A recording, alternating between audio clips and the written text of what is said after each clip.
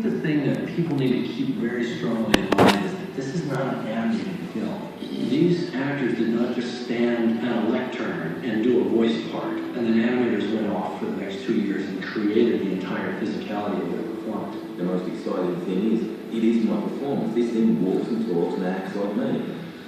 It's my interpretation. Every nuance, every tiny bit of the performance that you see on the screen was created by the actors. They had to run, they had to leap, they had to fight, they had to do all the things that you see them doing in the film.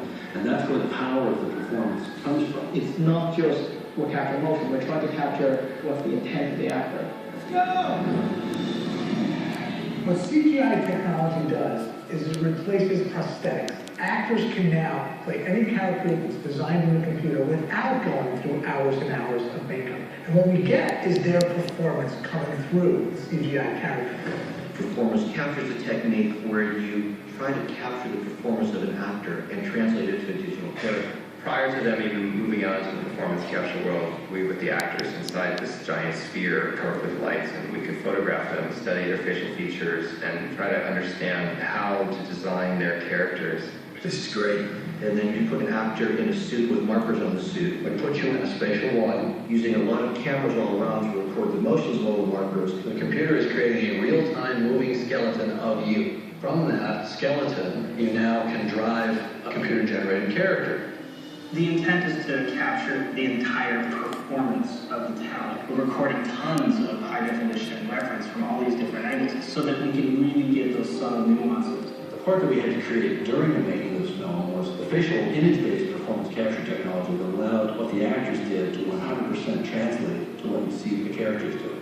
So we came up with this idea that we would actually have a little boom, and on the end of that boom there'd be a little tiny camera, and it would image the face while the actor was working. What we're trying to do is take what the actor is doing emotionally in any given scene and to translate that into the characters. And we do that by using their muscles. It gives us a way to correspond emotion to what you actually see expressed in the character's face. It was a very, very exciting time where we realized that we had rounded that corner and that we had true human emotion captured and performed by a non-human character. But that's second here. To look at your waist. What are you saying, Jake? You knew this would happen. Yes. Basically, you've got it under 90 infrared cameras looking down, and there's nowhere to hide, so every take has to be truthful. I think people expected the actors to find it more difficult, but are always doing make-believe anyway, so pretending that nothing is everything is second nature to us. Look at this one. Run, go, run! Run! Definitely run! It takes you back to the old theater days, where you may just have one chair in the middle of your little black box theater, and you have to imagine everything that's going on around you. You've got to just let go of all of the things that you thought was supposed to happen and just do it. Let your imagination run. You get so deep into this world that you start hearing, seeing, feeling Pandora. That happened from day one that I walked on this set. I just take everything I learned in training, apply it to my first day. It helps you detach from the fact that you're shooting a movie. You're able to really dig into your characters. It's not animation, it's capturing the Avatar version of Noah. Even though I'm big 92 on blue, it's got my personality, it's got my soul. That's quite spectacular that a computer-generated image can do that. That really is surprising. The door has just barely been opened on what's possible with this. One of the things that I'm always going to take with me is the fact that I was a part of a revolutionary experience in Hollywood.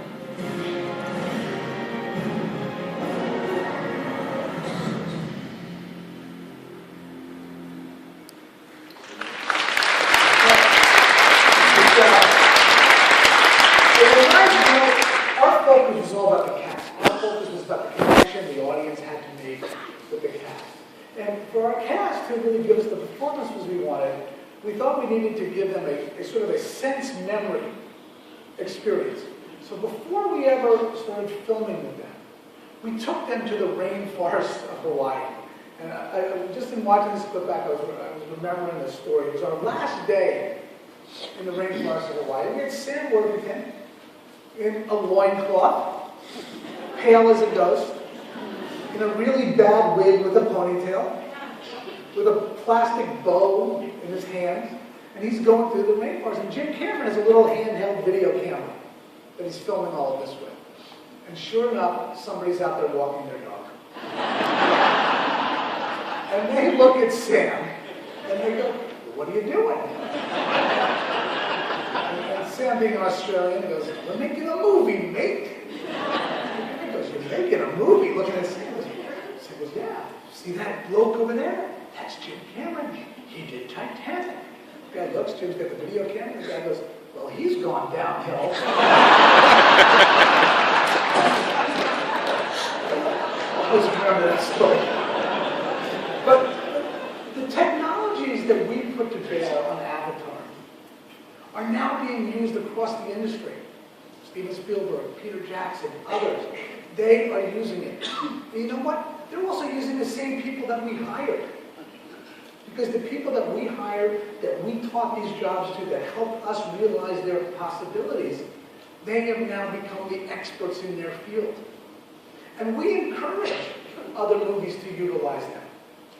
Because while we're in between projects, these people are honing their craft, they're becoming better skilled to come back for us.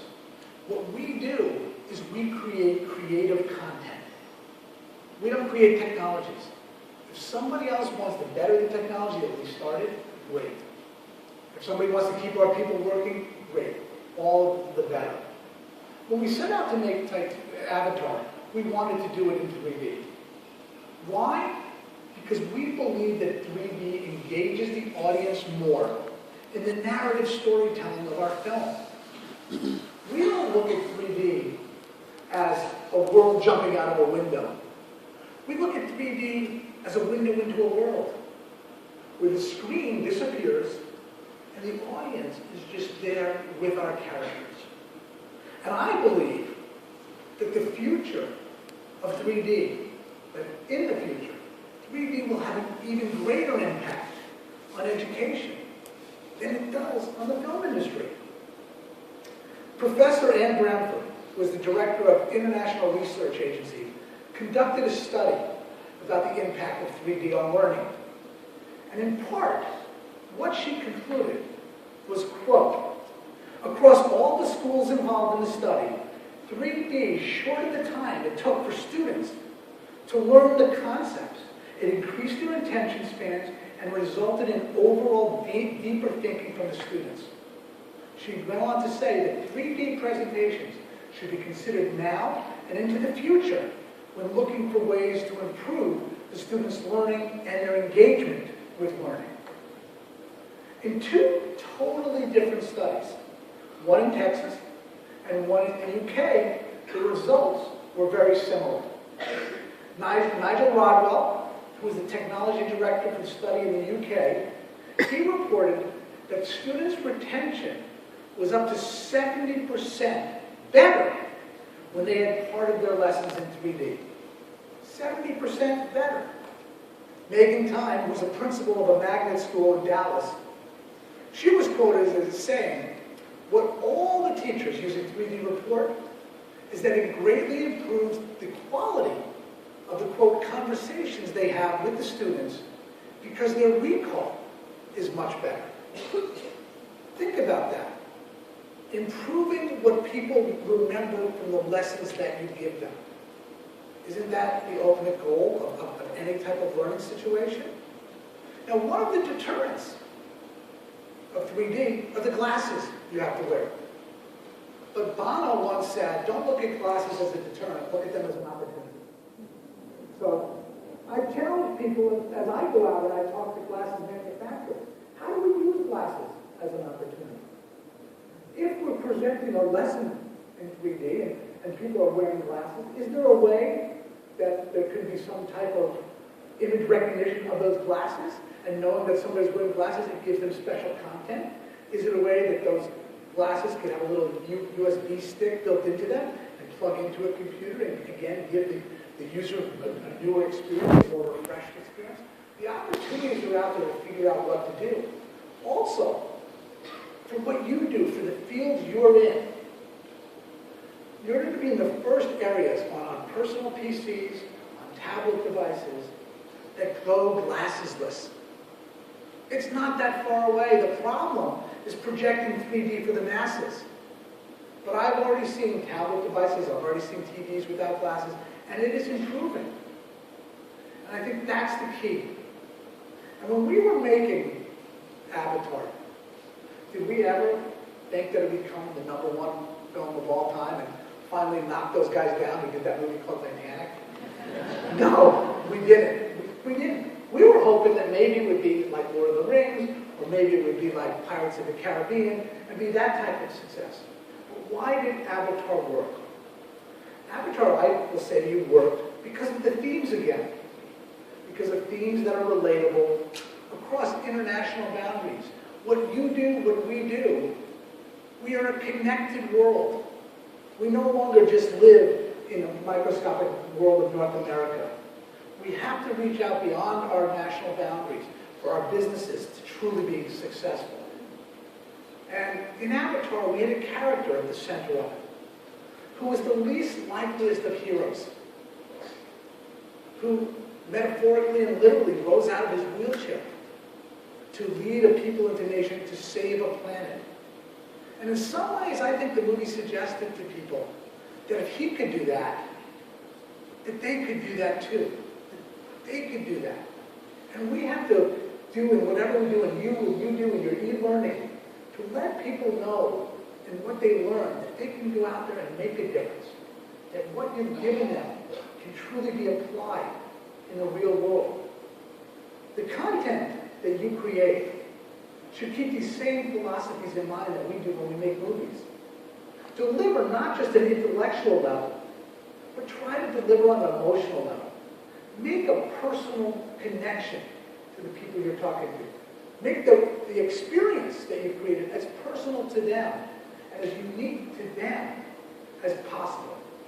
When a consumer completes one of your programs, they should know why it was meaningful for them to have learned. They should walk away yearning to come back and yearning to learn more. Wouldn't that be great? We should all want to learn more on a daily basis. But when you did presentations that you create, I suggest don't take yourselves too seriously. Let your consumers laugh every now and then. Let them have fun. If you look at our movies, people laugh in the middle. It's not a comedy, but it's part of life, and that's what we need to do. I think we need to view technology as an opportunity, not as a threat, but understand that technology is a means to an end, and not the end to a means. The key to a successful film, business, or any new venture is not the technology. It's the people behind the technology. And when people behind the technology don't have a clear understanding of what your goals are or how to apply the technology, things can go a little bit askew. Can we run the next clip?